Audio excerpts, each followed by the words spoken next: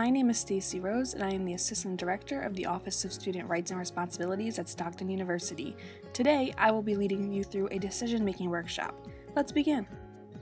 Today, we will discuss choices and how to make better decisions as they leave a permanent mark in our lives and others. Throughout this workshop, you will be prompted with a variety of questions to understand your decisions and how they impact the people in your life.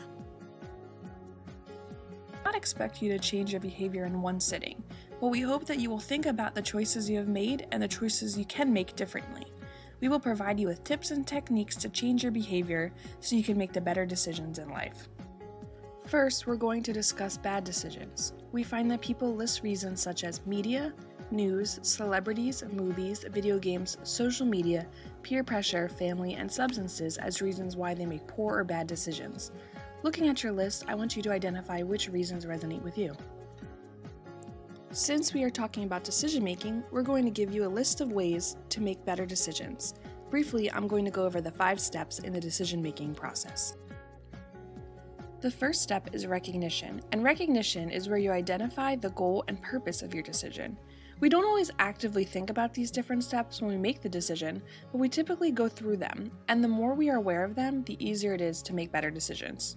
So once you recognize what the problem is and why it needs a solution, you move on to step number 2, which is the search process.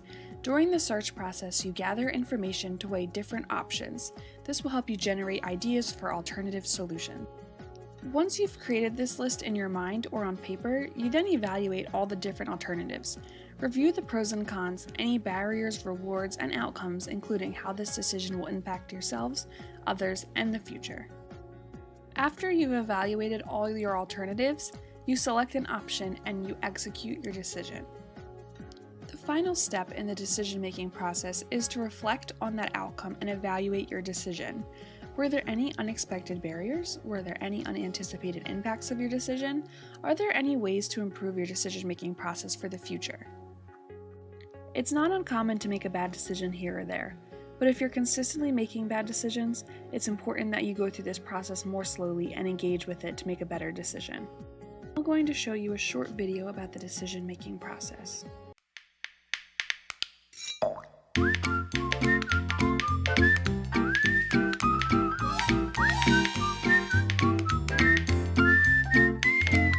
The marshmallow test is a really great way to show how children delay gratification. We tried it out with the 4 children we've been following since September 2010, Alfie, Millie, Mackay, and Pratmesh. Here's how it works. We had each child on their own sit at the table at a desk with a plate and 1 marshmallow. They could either choose to eat the marshmallow, the 1 marshmallow right then and there, or they could wait until I came back into the room and have 2 marshmallows. I left them alone in the room for 15 minutes. Take a look. The marshmallow test has been used for decades by psychologists. It's been used with children to predict later academic success, including literacy, SAT scores, and other academic outcomes. There's no definitive answers from the marshmallow test. It's not a matter of passing or failing. What we're looking for is whether children can really resist this piece of white candy sitting in front of them that's sweet, that, the smell of it, the allure of the marshmallow. In Pratmesh's case, we really saw this added curiosity because he had never actually tasted a marshmallow before. All of the children managed to show some level of self-control and resist the temptation to eat the whole marshmallow. As you can see from the footage, you can catch a glimpse into children's ability to control their impulses. This ability, which is developed around the time of kindergarten, can be linked to other outcomes later in life. At the end, the marshmallows were in kind of different states. Some had been squished, ripped apart, nibbled around. There was this temptation and there was this impulse to kind of try it out.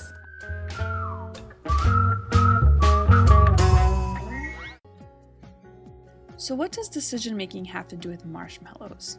On the surface, this video may appear to just apply to children, but really one of the key highlights is that your ability to control your impulses or to clearly think through your decisions impacts your academic success. And so the better you are at making sound decisions, the better your academic outcomes will be. Why is that? Well, that's an interesting question. Your brain, for the traditional college-age student, typically 18 to 24 years old, has been described as all gasoline, no brakes, and no steering wheel. And I'm going to show you a quick video, and it might not make sense right now, but I promise that it will.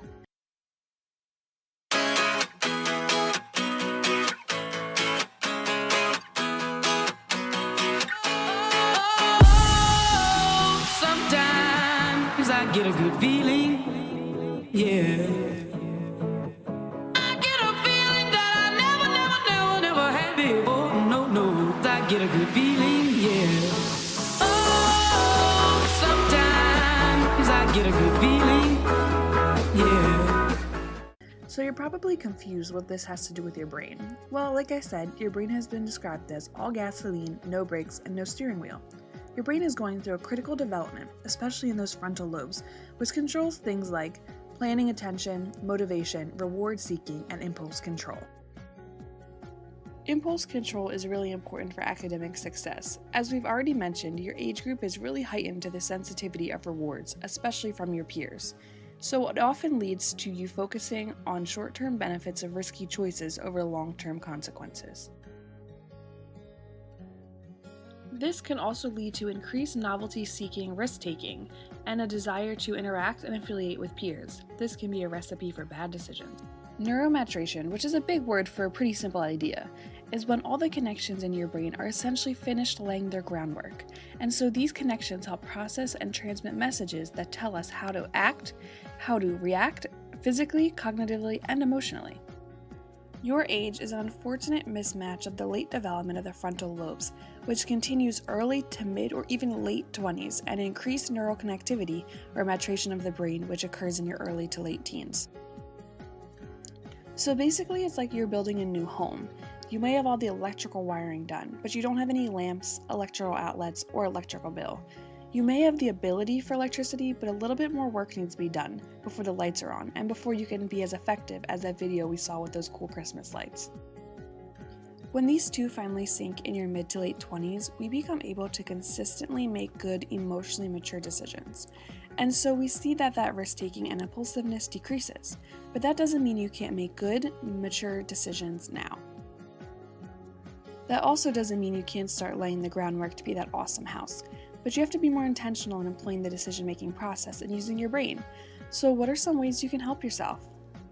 Well, one way is that you can practice. And I know that sounds a little weird, but there are some great techniques that you can use. So I'm going to show you another quick video that talks about the power of thought.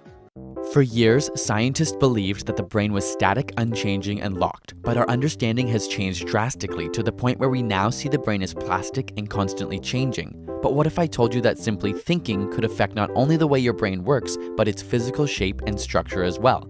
It turns out this is exactly what happens. From a neuroscientific standpoint, imagining an action and doing it require the same motor and sensory programs in the brain. For example, if you were to close your eyes and imagine the letter B, the primary visual cortex lights up in the same way it does when you look at the letter on the screen. Take a moment and imagine yourself writing out your signature with your dominant hand. Chances are, the amount of time it takes you to simply imagine doing it is similar to how long it actually takes to write it out. Try doing the same thing with your non-dominant hand and it actually takes you longer to write and imagine. How is this relevant? Well, because imagination and action are actually integrated and engage the same neural pathways, practicing one actually influences the other. One fascinating study took two groups and had them practice piano for 2 hours a day, except one group was only allowed to use mental practice. They couldn't touch the piano, but would sit in front of it and imagine practicing. The surprising result? The exact same physical changes took place in the motor cortex of both groups. And after 3 days, their accuracy in playing was the exact same. Beyond 5 days, the physical practice group did begin to excel faster, but the imagination group, when given the chance to practice physically, was able to catch up to their skill level quickly. Perhaps more incredible is an experiment which used imagination in an effort to strengthen muscles. Both groups did the same figure muscle exercises for 4 weeks, though one group simply did it mentally. Those who actually did the physical exercise increased their strength by 30%, while those who imagined doing it increased their muscle strength by 22%. This is because the neurons responsible for the movement instruction were still being used and strengthened, resulting in increased strength when the muscles actually contracted. So, while your thoughts don't have some mystical or magical power, mental practice is an effective way to prepare for a physical skill.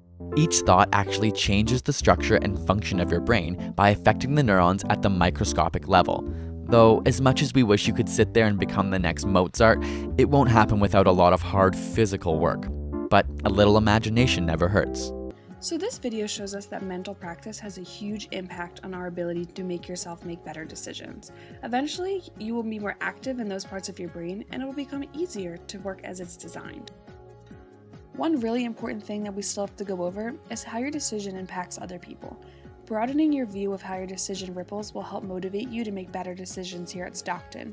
There's a lot of people who care about your success, and so we want to think about what kind of permanent mark your decisions leave on yourself and on others. Now that you have reflected on your past decisions and how they have and can affect others, I want you to think about the future. Beginning new commitments can be a powerful decision-making tool. If you think of something that you can start doing, it promotes your ability to make good decisions and can lead to future successes.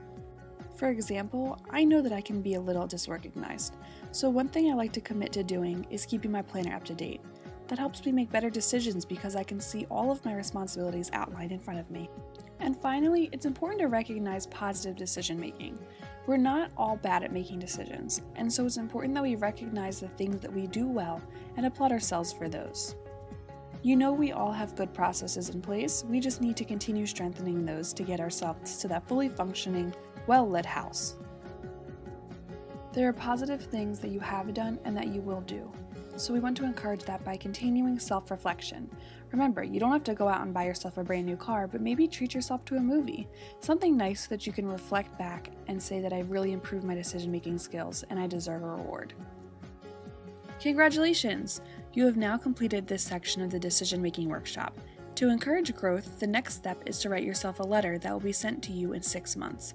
In this letter, please include information that we discussed in the questions previously, as well as whatever you believe will be impactful for your decision-making future. I want to thank you for participating in the Permanent Marker Decision-Making Workshop. I'm Stacy Rose from the Office of Student Rights and Responsibilities. Have a great day.